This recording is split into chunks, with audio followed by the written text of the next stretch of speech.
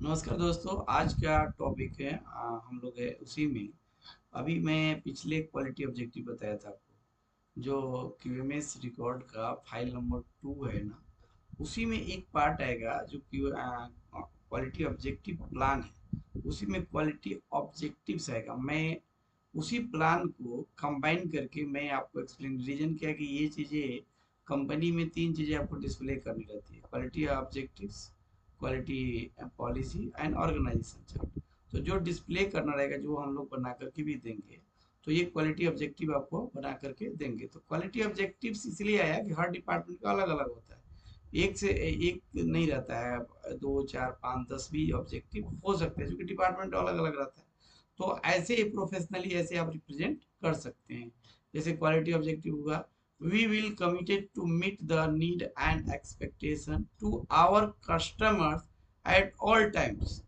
One time to time नहीं, जो आप अपने प्रोडक्ट का डॉक्टर है, जो आप जॉब वर्क कर रहे हैं, जो प्रोसेसिंग कर रहे हैं, जो मैन्युफैक्चरिंग आप कर रहे हैं, तो आप उसमें एक्सपर्ट हैं। तो आप ऐसा कभी कस्टमर को नहीं बोल सकते हैं कि मैं इसके पहले जितना बार भी बना करके दिया हूँ, सही बना करके दिया हूँ, इस पर मैं गलत बनाऊंगा। जितनी बार भी आपको कंटिन्यू लेवल पे आपको ऑर्डर मिल रहा है, हर टाइम में आपको सही ही करके देना है हर कस्टमर को। इसलिए यहाँ पे आया customer at all times. Our established quality objectives shall be reviewed during management review are understand the requirement of the customer internal and external। Customer की रिक्वायरमेंट क्या है, जो ड्राइंग आएगा, जो रिक्वायरमेंट आएगा, पहले में हम लोग उसको समझेंगे। समझने के बाद उसकी क्या रिक्वायरमेंट है, किस रॉ मटेरियल में उसको जॉब वर्क करना है या प्रोडक्शन करके देना है, उसकी प्लानिंग करेंगे। फिर नेक्स्ट क्या है, 2 नंबर में understand quality and reliability as our first priority in all service या मैन्युफैक्चरिंग। या तो आप सर्विस दे रही है आपकी कंपनी, या मैन्युफैक्चरिंग कर रही है जो प्रोडक्ट का, तो आप उसको क्या करेंगे, फर्स्ट प्रायोरिटी लेवल पे उसको रिलेबिलिटी की बात कर रहे हैं, क्वालिटी एंड रिलेबिलिटी की बात कर रहे हैं। थर्ड में क्या है, ensure all staff understand the purpose of management system related to quality. ये ट्रेनिंग दे करके या आपको कम्युनिकेट करके अपनी इंटरनल टीम को, ये भी हम लोग इंश्योर करते हैं कि हमारी जो टीम है इंटरनली, वो इंश्योर है, वो 100% अंडरस्टैंड करता है कि हम इसको क्वालिटी मैनेजमेंट सिस्टम को respect to customer point of view, जो कस्टमर की रिक्वायरमेंट आती है प्रोडक्शन के लिए या सर्विसेज के लिए, उसको हम लोग फुलफिल करेंगे।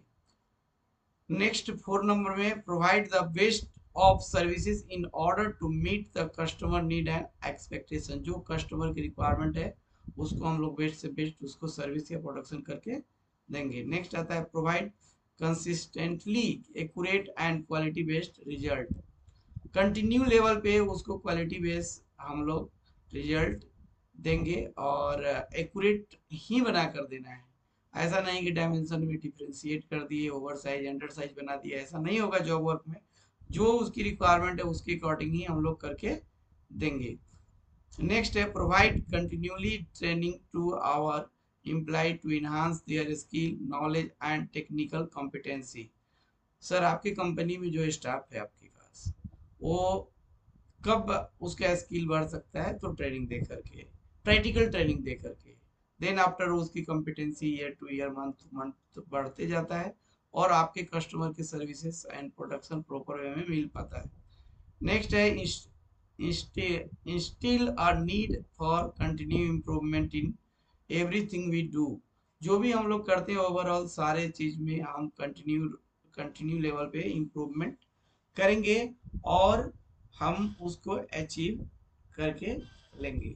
उसके बाद में आपका पार्टनरशिप कंपनी है या प्राइवेट लिमिटेड है या प्रोप्राइटर है, यहाँ पे आपका डेजिग्नेशन आता है, साइन आता है, ये बाजू में यहाँ पे स्टैम्प आता है राउंड वाला। फिर आपके कंपनी का नेम आता है, किस डेट में ये आपका डॉक्यूमेंट बना, वो डॉक्यूमेंट आता है। फिर आपके कंपनी का एड्रेस आता है, ईमेल आईडी आता है, और मोबाइल नंबर आता है। इस तरह से ये क्वालिटी ऑब्जेक्टिव आपका कंप्लीट हुआ। Thank you.